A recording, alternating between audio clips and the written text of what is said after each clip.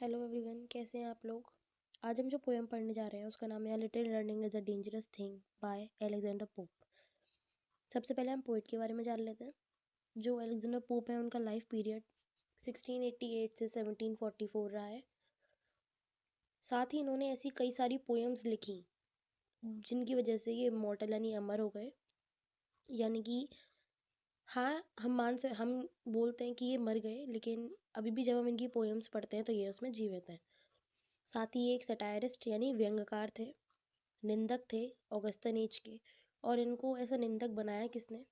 इनके राइवल्स या इनको पसंद नहीं करते थे उन्होंने, क्योंकि इनकी जो हाइट थी वो 4 फीट 6 इंच थी, जिसकी वजह से जो लोग थे वो इनकी आलोचना करते थे। जिसकी वजह से ये इनका विकास हुआ, डेवलपमेंट हुआ एक सटायरिस्ट निंदक के रूप में। इनकी एक फेमस वर्क है the rape of the lock, जो कि पब्लिश हुई 1712 में। और हमारी जो ये पोयम है little learning is a dangerous thing, ये अलेक्जेंडर पोप की एक पोयम है, एन एसे ऑफ क्रिटिसिज्म, इससे ली गई है। अब हम अपनी पोयम की तरफ चलते हैं। A little learning is a dangerous thing. इसमें हमें पोइट ने बताया है कि हम जो भी नॉलेज लेते हैं हमें उसे पूरी तरीके से ग्रहण करना चाहिए, क्योंकि अगर हम उसके बारे में आधा जानते हैं तो वह जो नॉलेज है वह हमारे लिए बहुत ज़्यादा खतरनाक हो सकती है।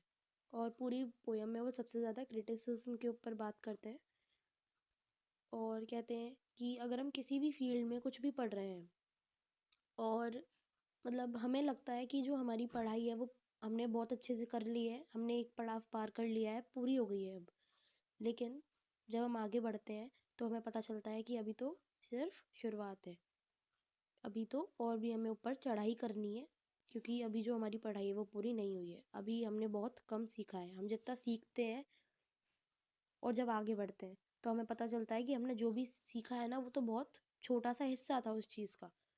तो वे कहते हैं कि हमें कभी भी इस चीज़ पर घमंड नहीं करना चाहिए बाद में, कि अगर हमने कोई चीज़ पास कर ली है तो हम उसमें सबसे ज़्यादा अच्छे हो गए हैं, हमें सब कुछ आ गया है। क्योंकि अगर हम ऐसा सोच लेते हैं तो फिर आगे ना तो हम उस चीज़ को अच्छे से समझ पाते हैं और ना ही उसको ग्रहण कर सकते हैं। जो हमारे पोएट अलेक्जेंडर पोप है, उन्होंने ये जो पोएम है ये 23 ईयर्स की एज में लिखी है।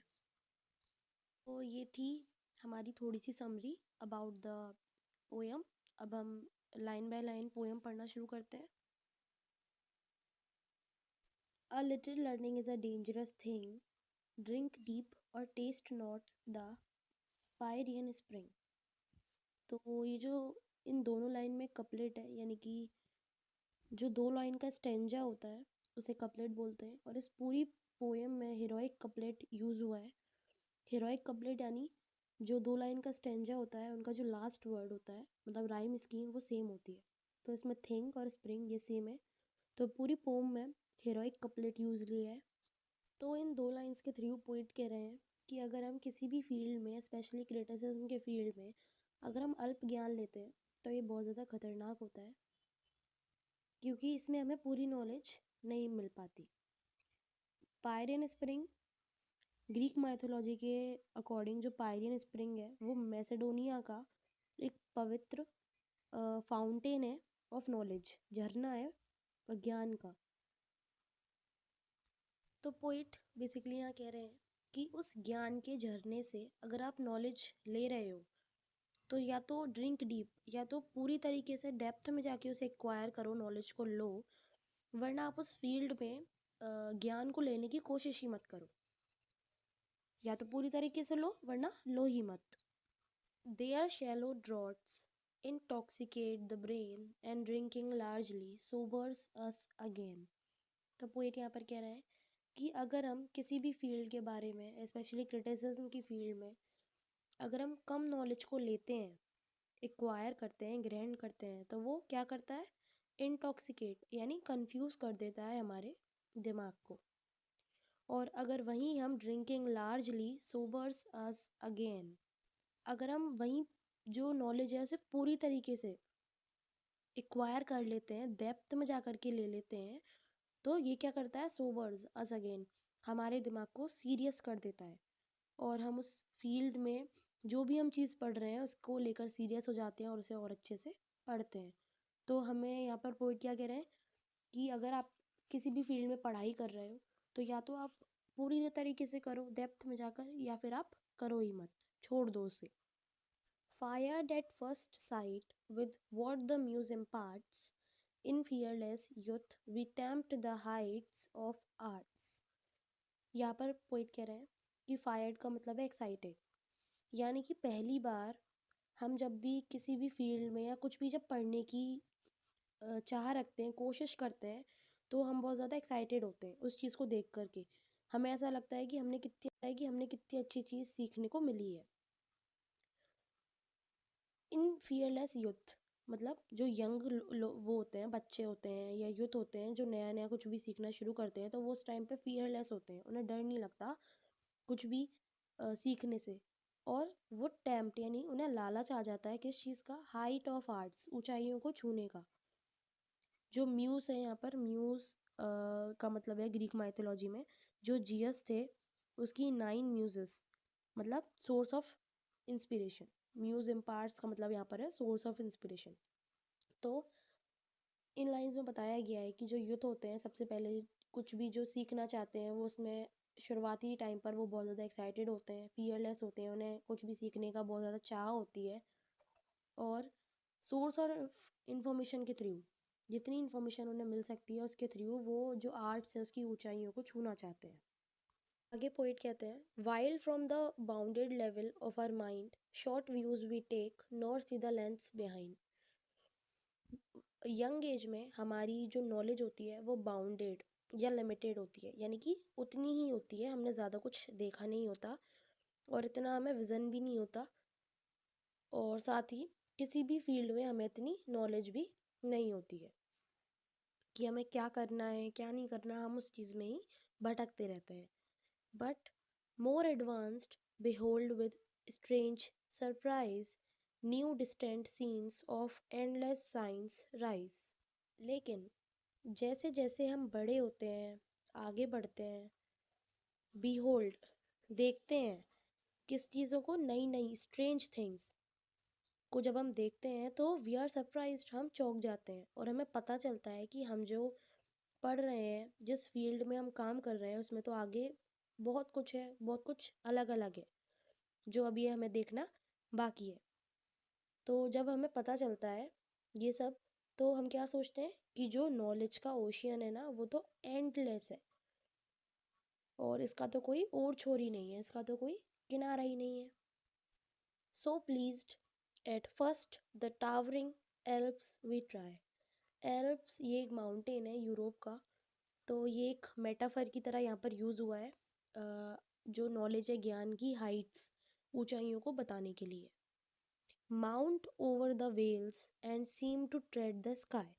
पोइट अब यहाँ पर कह रहे हैं कि पहली पहली बार हम जब कोई भी चीज़ सीखने की कोशिश करते हैं तो हम ज्ञान की ऊंचाइयों को छूने की कोशिश करते हैं.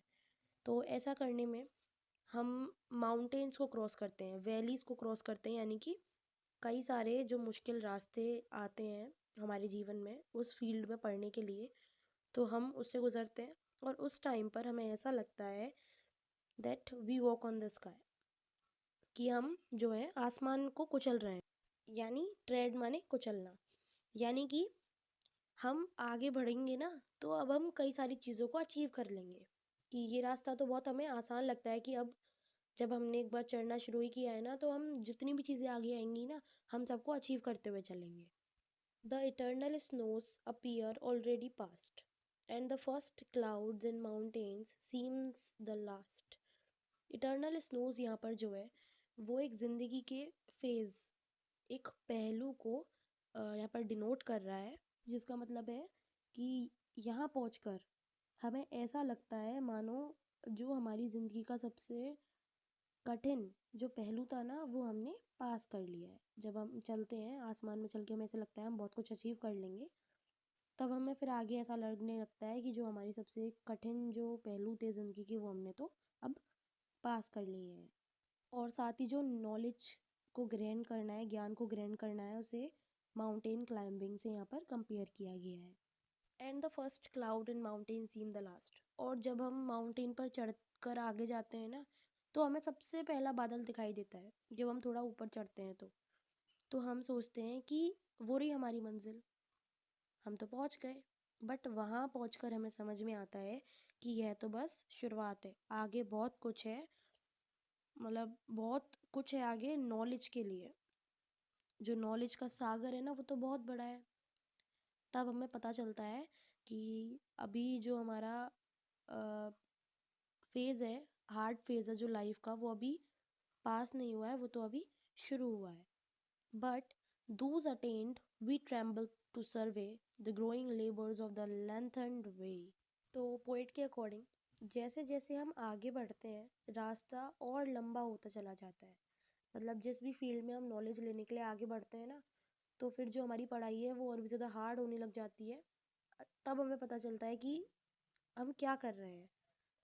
और हम पढ़ते पढ़ते या उस रास्ते पर चलते चलते थक जाते हैं और हम रुक कर सोचते हैं यहाँ पर क्या, कि यहाँ तक आने में हमने कितनी लेबर, कितना परिश्रम किया है, और ऐसा ऐसा करने में किसने अपनी जो मंजिल है वो पाई है। और जब हम यह सोचते हैं ना, तो हम कांप उठते हैं। The increasing prospect tires our wandering eyes, hills peep over hills and Alps on Alps arise। और हम जितना क्रिटिसिज्म की फील्ड में या किसी और फील्ड की नॉलेज को समझने की, देखने की कोशिश करते हैं, तो जो हमारा नज़रिया है, प्रोस्पेक्ट है, उतना ही बढ़ता जाता है। और जो हमारी वंडरिंग आइज यहाँ पर डिनोट कर रही हैं कि कन्फ्यूज़न को, कि हमारी मंजिल को पाने में बहुत अलग अलग पहलू आते हैं, तो उन्हें देखकर हम कंफ्यूज हो जाते हैं। और जो हमारी आंखें हैं वह इन सब चीज़ों को देखकर थक जाती हैं।